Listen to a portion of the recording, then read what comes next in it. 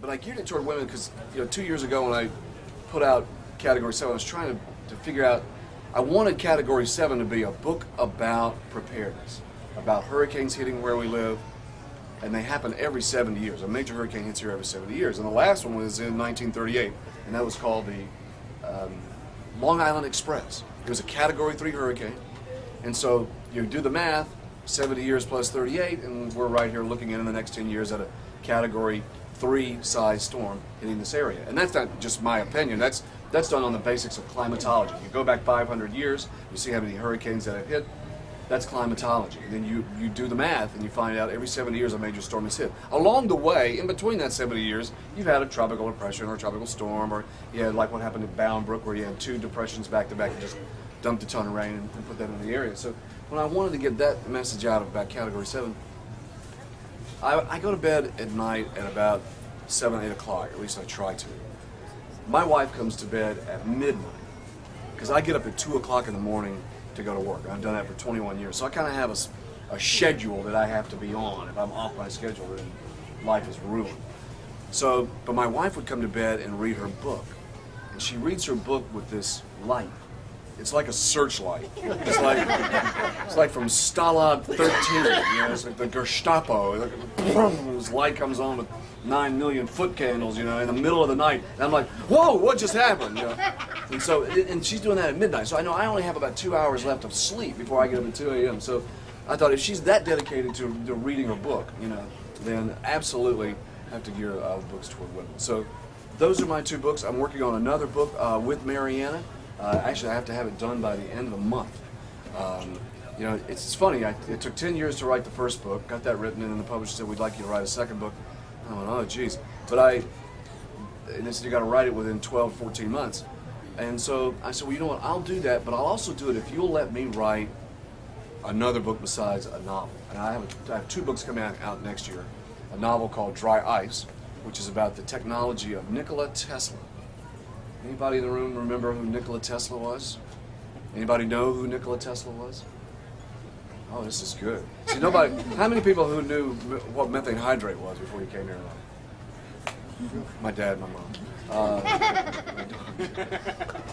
See, so you learn things in my books. Isn't that great? It's genius. See, so Nikola Tesla invented what you listen to in your car. He invented the radio. Now, I know Marconi gets that handled, but in 1942, the Supreme Court ruled that Nikola Tesla had the patents, had the invention, had the first thought of radio waves in space transmitted.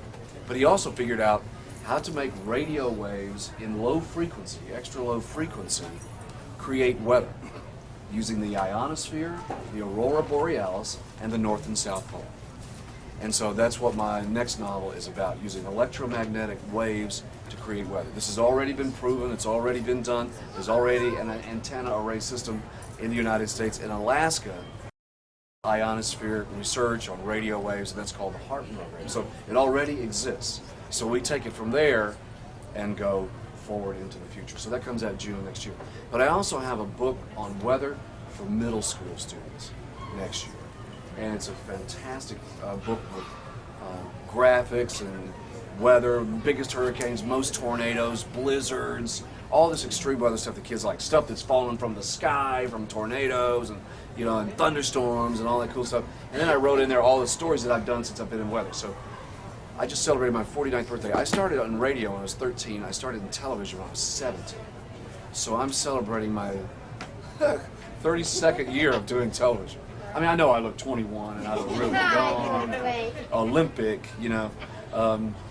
but I'm glad I'm writing this book now because I've spent years talking to thousands of school children in school about weather.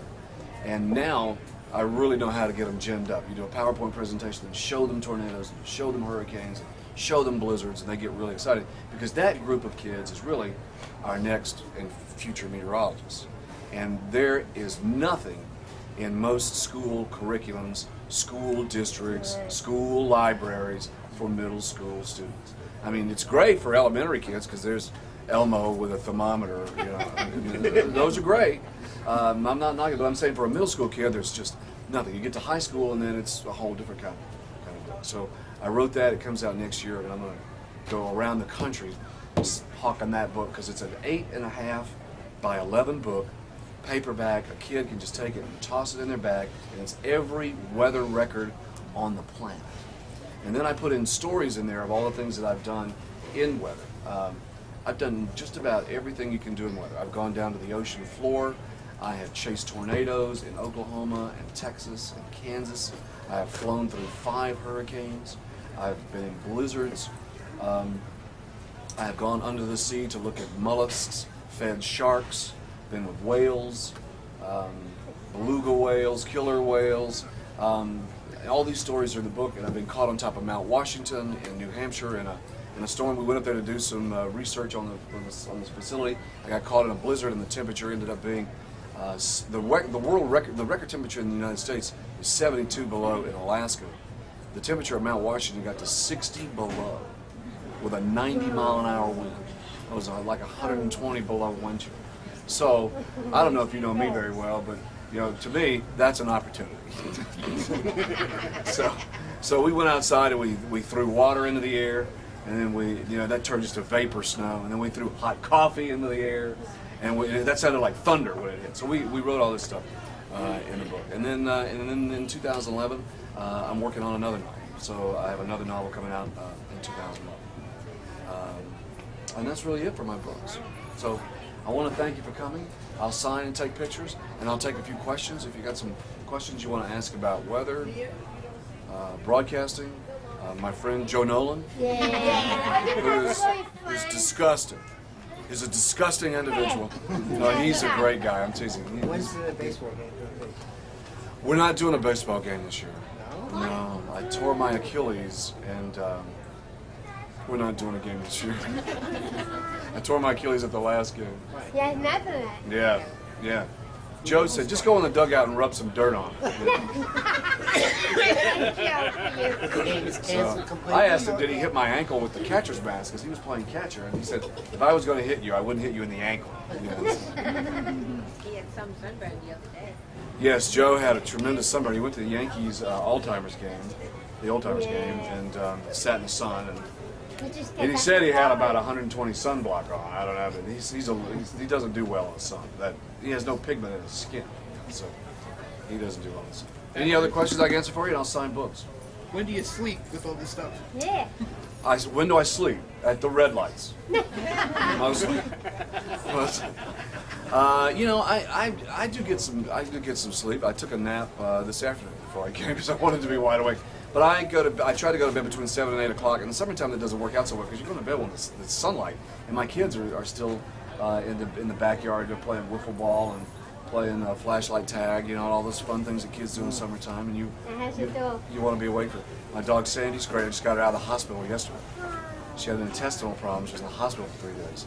It's been the most expensive dog on the planet. She's sweet, but she's starting to get into double-digit, 5-digit hospital expenses here.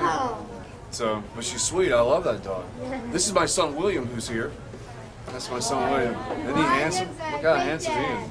He doesn't look anything like me, does he? No. But he's mine. He looks like his mom. She's really pretty. Are you guys really friends, you and Ken and Joe? Ken and Lori and Joe, yes, we're all good friends. You guys are great. Yes, we are all very good friends. We have a good group. I've been the only weather person on that show. That's funny. Which for me is an honor because when they started the show, they put me on as weatherman, and that's been good. And this is the best crew we've ever had.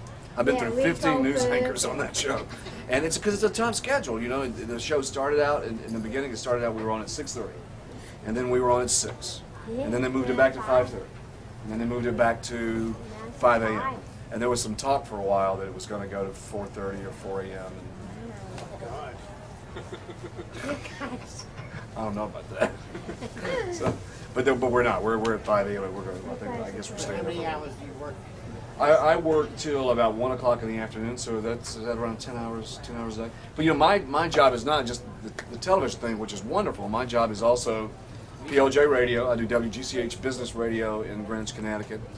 We do the internet. We have 3 digital channels on cable. We have 7online.com. I do Facebook. I do also Twitter. Twitter. And then there are times when I get asked to do some other radio, like ESPN radio, when there's bad weather for baseball games and things like that. They ask me to do some weather for them, some extra stuff like that. And I'm sorry? It's a chemical imbalance. Lots of coffee. I had a big one just a moment ago. All right. Well, thank you very much. We'll sign books. We'll sign books. Thank you.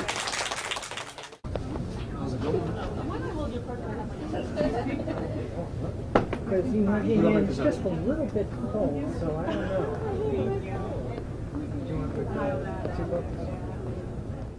My friend Joe Nolan, disgusting. He's a disgusting individual.